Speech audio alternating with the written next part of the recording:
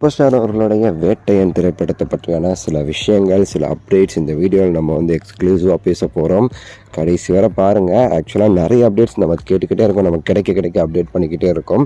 கடைசி வரை பாருங்கள், லைக் பண்ணுங்கள், ஷேர் பண்ணுங்கள், சேனலை சப்ஸ்கிரைப் பண்ணி சப்போர்ட் பண்ணுங்கள். ரஜினி சாரோடைய வேட்டையன் ஷெட்யூல் சூப்பராக போய்கிட்டு இருக்கு. ரீசெண்டாக நீங்கள் பார்த்துருப்பீங்க, பாண்டிச்சேரி அங்கே இங்கேன்னு சொல்லிட்டு நிறைய இடத்துல வந்து ஷூட்டிங் பண்ணி எடுத்துக்கினே இருக்காங்க.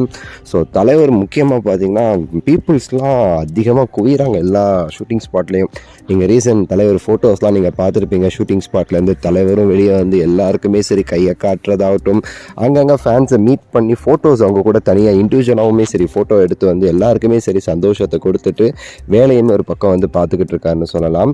முடிஞ்ச அளவுக்கு ரொம்ப குயிக்காக வந்து போர்ஷன்ஸ் கம்ப்ளீட் பண்ணிக்கிட்டே இருக்காங்க வேட்டையன் படத்துலேருந்து.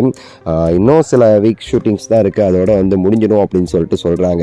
ஆக்சுவலாக வந்து ரொம்ப குயிக்காக அந்த படத்தை வந்து முடிக்கிறதுக்கு வந்து பிளான் பண்ணியிருக்காங்க. காரணம் என்ன அப்படின்னா, இந்த படத்தோட ஷூட்டிங்கை முடித்து அடுத்த மார்ச்லேருந்து தலைவர் வந்து அடுத்த லோகேஷ் கனகராஜ் அவர்களுடைய படத்திற்கான ஷூட்டிங்க்கு வந்து டேட்ஸ் வந்து ஒதுக்க ஆரம்பிச்சிருக்காரு. அதனால் வந்து பிப்ரவரிக்குள்ளே வந்து முடித்து தலைவர் ஒரு சின்ன ரெஸ்ட் எடுத்து டேரெக்டாக வந்து லோகேஷ் அவர்களுடைய 171 அந்த படத்திற்கு வந்து தலைவர் வந்து போகிற மாதிரி வந்து பிளான் பண்ணியிருக்காங்களாமா.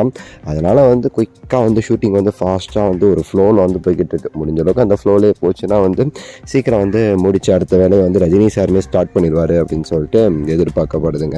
ஸோ இந்த படத்திற்கு அனிருத் அவர்களுடைய பிஜிஎம் மியூசிக் அதுவுமே சரி எக்ஸ்ட்ராடினரி. அது ஒரு பக்கம் வந்து வேலையை வந்து நல்லா பார்த்துட்ருக்காரு அனிருத் அவர்கள்னு சொல்லலாம். ஆல்ரெடி நீங்கள் பார்த்துருப்பீங்க, அந்த வாட்ச் அவுட் கில்லருங்கிற அந்த பிஜிஎம் வந்து நம்ம வேட்டையனில் வந்து அனிருத் அவர்கள் கொடுத்துருந்தார். அதுவே வந்து பயங்கரமாக செமையாக சூப்பராக வந்து இருந்துச்சு. அது வந்து ஒரு சின்ன வந்து ஒரு டீசர் தான் அந்த படத்துடைய பிஜிஎமுக்கு.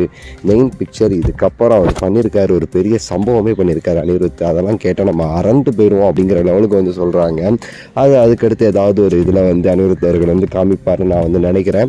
இன்னும் இந்த படத்தில் வந்து அப்டேட்ஸ்லாம் ரொம்ப கம்மியாக தான் விட்டுருக்காங்க. அவ்வளோ போஸ்டர்ஸ் எதுவுமே வரல.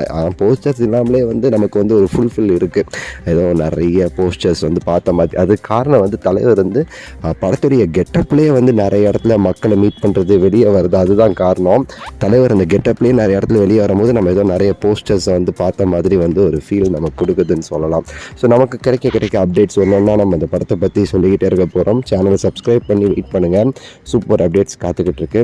அடுத்த ஒரு சூப்பரான வீடியோவில் சந்திக்கின்றேன். நன்றி, வணக்கம், மகிழ்ச்சி.